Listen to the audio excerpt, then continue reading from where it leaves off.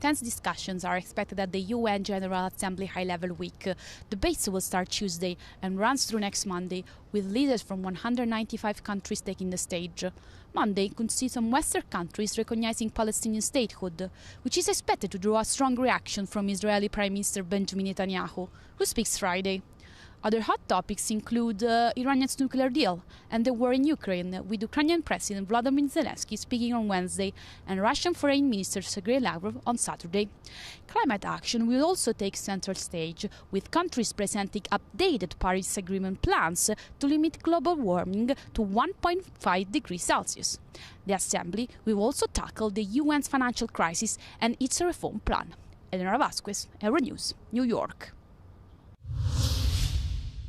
A British couple held in Afghanistan for more than 7 months are finally on their way home. Their release on Friday comes after high-level negotiations between the UK and Taliban, mediated by Qatar. It's being hailed as a clear example of how diplomacy can ease tensions, even during times of conflict. 80-year-old Peter Reynolds and his 76-year-old wife Barbie had lived in Afghanistan for nearly 2 decades, running educational programs. The couple, who are Afghan citizens, chose to remain in the country after the Taliban returned to power in 2021. In February, they were detained on undisclosed charges. Actually, it's continuous efforts by my government to keep our policy in helping releasing hostages and our mediation and diplomacy. So we are very grateful for Afghanistan, UK, for their cooperation to conclude this case in this way that you have just presented, and it's a very good moment for us to show our appreciation and to make sure that this is the way that we should deal with problems and conflicts, and how to resolve it with dialogue, with good manners, and also with peaceful solutions. Their daughter says the family is overwhelmed with gratitude and relief, thanking both the Qatari and British governments for their role in securing her parents' release. This experience has reminded us of the power of diplomacy, empathy, and international cooperation. We are forever grateful to the Qatari and British governments for standing with us during this difficult time. Thank you for giving us our family back. The release comes just days after Qatar hosted the Emergency Arab-Islamic Summit.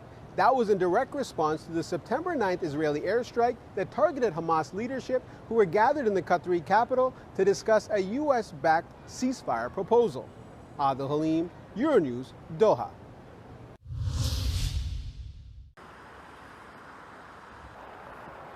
La Commissione europea ha proposto venerdì, tra le nuove sanzioni contro Mosca, il divieto per i paesi UE di importare gas naturale liquefatto dalla Russia. Si tratta del 19° pacchetto di sanzioni dal 2022, ma è la prima volta che viene incluso il GNL, che stati come Belgio, Francia, Paesi Bassi, Portogallo e Spagna continuano a importare.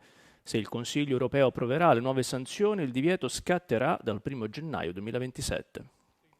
So far, we have not had sanctions on buying gas from Russia, and this will now change.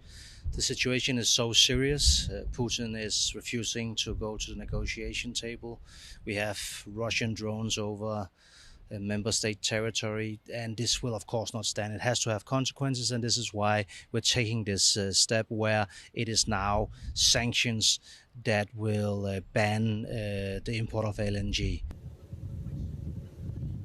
Come in passato ci potrebbe essere l'ostacolo di Ungheria e Slovacchia verso l'unanimità in Consiglio, ma il provvedimento non tocca l'esenzione concessa ai 2 paesi nell'importazione di petrolio dalla Russia.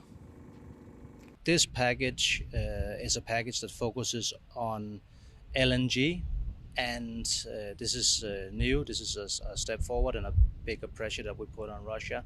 And with regards to the oil, we already do have sanctions. 2 countries have derogations that will still be there. But there's also a circumvention of the sanctions, unfortunately, taking place via the shadow fleet of Russia. And the sanctions will also hit them much harder. La proposta di Bruxelles arriva dopo la richiesta del presidente degli Stati Uniti in tal senso. Donald Trump aveva inserito la fine delle importazioni energetiche dalla Russia come condizione per imporre sanzioni USA a Mosca.